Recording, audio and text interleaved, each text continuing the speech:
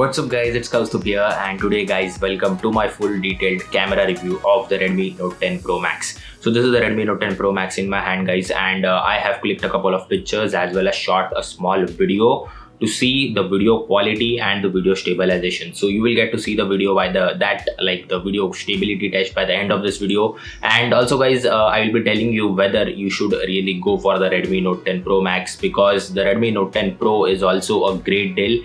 And if you ask me, between these two phones, like the 10 Pro and the 10 Pro Max, the only difference is to do with the camera mainly. So this one, the 10 Pro Max has a 108 megapixel camera, whereas the 10 Pro only has a 64 megapixel sensor.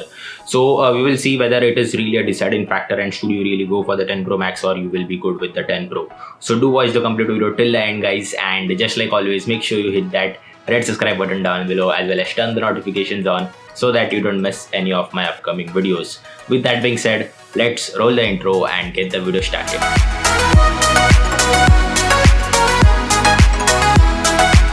So starting with the video guys, before going on to the camera samples, I would like to just brief you guys about what hardware we get on the 10 Pro Max. So on the 10 Pro Max, the main sensor is the highlight, which is the 108 megapixel camera, which megapixel sensor that we get to see. Then talking about the ultra wide, then it is a 8 megapixel shooter. Then coming to the macro camera, it is a 5 megapixel macro camera that we get to see, and then after that we get to see a 2 megapixel depth sensor. And talking about the selfie shooter, like the selfie camera, which is really tiny on the front, it is a 16 megapixel camera that we get to see. So keeping the specs to the side, let's start with the camera comparison guys. So on your screen you can see the first camera sample itself, which is actually a landscape photo which I clicked in the morning, and as you can see, the colors look absolutely amazing. And by the way guys, it has been clicked with the 108 megapixel sensor, so the quality is just amazing. Like if you see, when I zoom into the photo, you can see each and every building absolutely clearly. Yes, it has done some softening to it, but then too, the details are still there, I would say. Like, it is really good for a 20,000 rupees phone to have this level of picture quality. So I'm pretty amazed with the 108 megapixel sensor guys, and it actually does work, and it is just not a gimmick. So overall, in this photo, if you can see, the colors are amazing. The high dynamic range HDR is also pretty on point, I should say. Colors are a bit saturated in some parts of the photo, but nonetheless it overall looks really good. Going on to the second photo guys, this was again clicked in the morning, and the reason to click this photo was again to check the HDR, which is the high dynamic range. And in this one, you can see that the sky is like almost like pale white, I would say, like a bit of white. Like, it was actually blue in while clicking the picture, but the phone has interpreted it as sort of a white bluish combination. So that's to do with the HDR. And overall, if you see in the dark sections of the photo, in near the windows here in the building, when I zoom in, you can see the details are really there. Details have not been messed up with, and everything almost looks pretty good in this photo other than the HDR. Going on to the third photos, again, this is selfies which I have clicked, and I'm really impressed with the selfie camera guys. Like, just look at these two selfies here. The selfie camera has done a great job. The 16 megapixel sensor that we get to see has done an absolutely amazing, brilliant job with capturing the selfies. Like, my face doesn't look like it has been over beautified, even though I have left the beautify mode on. So it has kept a pretty good balance in natural and beautifying my face, which a lot of phones mess up with usually, but with this 10 Pro Max, it has done a great job in the selfie section as well. Going on to the next photo guys, this is another indoor photo which I clicked, and the reason to click this photo is because, as you can see on the left side of the photo, the sunlight, natural sunlight is coming, and everything has been pretty well exposed. And on the right side of the photo, you can see that there is a shadow. So in the shadow, you can see the dark section, especially near the pillar here. It has been completely like blacked out. It is like the phone has not exposed only that. And otherwise, in the bright section of the photo where the sunlight is falling, everything looks pretty good. And I feel like the saturation, like the Redmi Note 10 Pro Max does over pump the saturation sometimes. Like in this photo, you can see the chairs look pinkish red and not actually red. So that's there.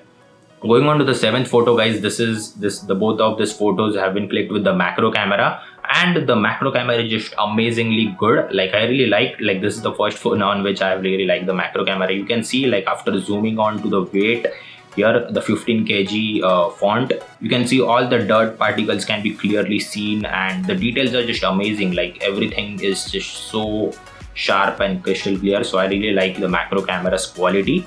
Again, this next sample has been clicked with the macro camera, and in here, if I zoom again, then you can see that like every small bit of rust near the bolt can be clearly seen.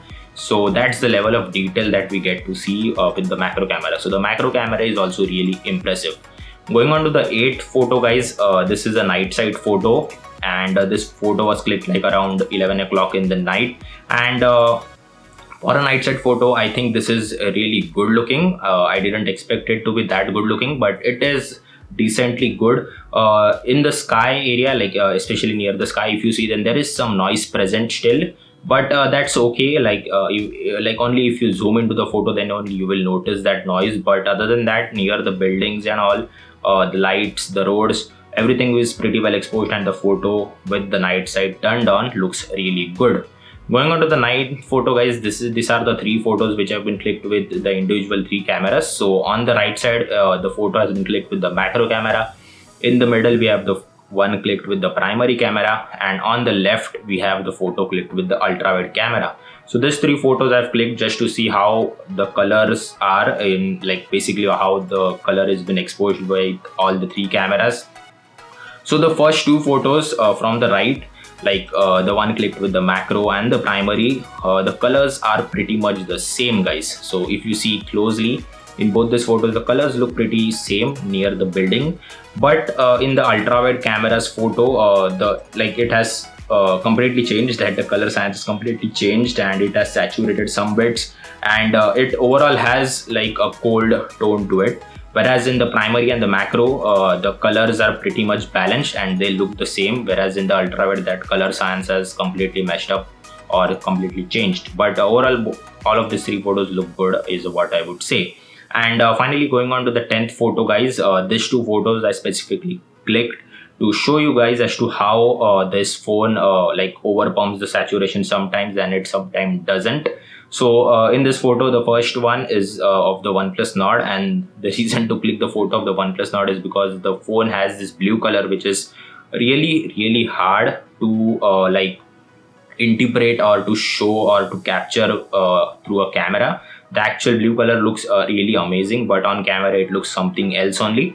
So in this one, again, the Redmi Note 10 Pro Max has bumped the saturation of the blue color of the OnePlus Nord. And yeah, so just to show you the color saturation, I just clicked this photo, and in the next photo of the Rubik's Cube, you can see all the colors, and all the colors look pretty well.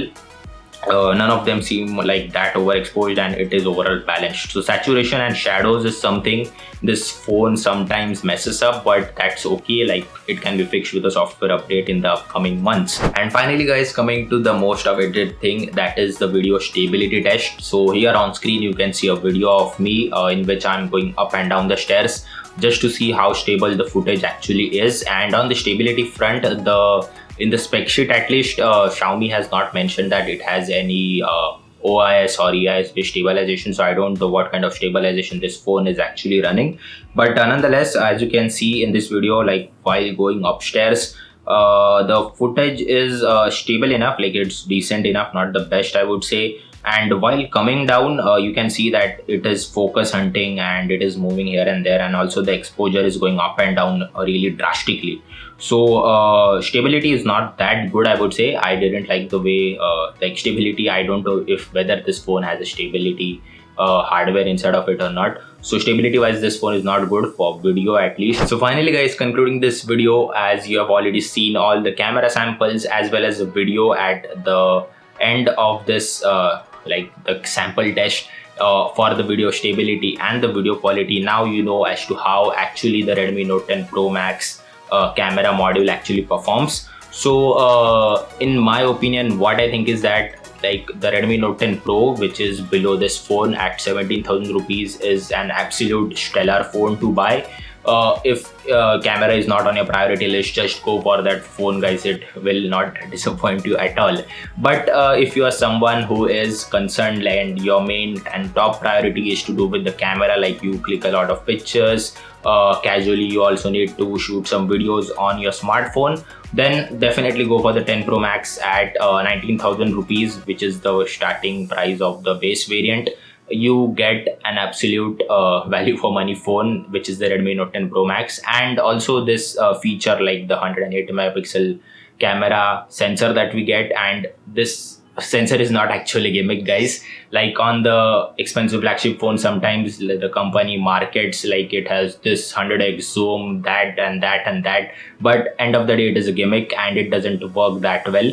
But with the 10 Pro Max, it is really amazing. Like this 108 megapixel camera actually does work, and the quality of the picture after zooming in is just amazing. It is just mind blowing, is what I want to say. So that is what I think. Like if you have the budget, then definitely go for the 10 Pro Max. And if camera is not on your priority list, then just save some money and get the Redmi Note 10 Pro, and that phone wouldn't disappoint you guys. So that's about it, guys, for this detailed camera review of the Redmi Note 10 Pro Max. And if you have liked this video, guys, then please do hit the like button down below. And guys, also do consider subscribing to my channel by hitting that red subscribe button down below, as well as turn the notifications on so that you don't miss my upcoming videos of the Redmi Note 10 Pro Max. With that being said, this is your boy Kaustubia from Tech2Explore signing off. Until then, keep exploring.